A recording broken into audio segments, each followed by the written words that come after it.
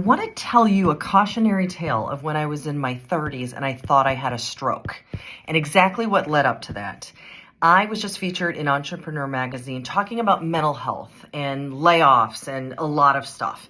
And it reminded me of when I was in my 30s, I actually was working a lot of hours at the last network I was at. And that night, I went to see my trainer and I was doing these box jumps, and all of a sudden the world was spinning. I was slurring my words and I felt like just terrible. Of course, I went home, I went to bed. The next day I went to work and I called my doctor just to check in on it. And she said, I think you had a stroke. You need to come to the hospital right away. MRIs, they did all kinds of scans. It turned out I had incredible vertigo. I did not have a stroke. I was on bed rest for a couple of weeks. I was dizzy for an entire year.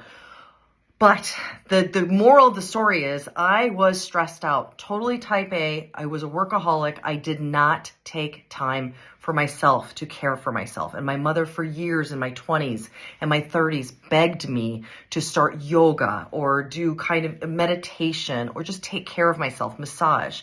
And that's why now in my 40s, I take this really, really seriously. Something drastic can happen to you. You can become very, very sick. I was dizzy for a year. Please remember this, if you are of any age, that we need to take care of ourselves.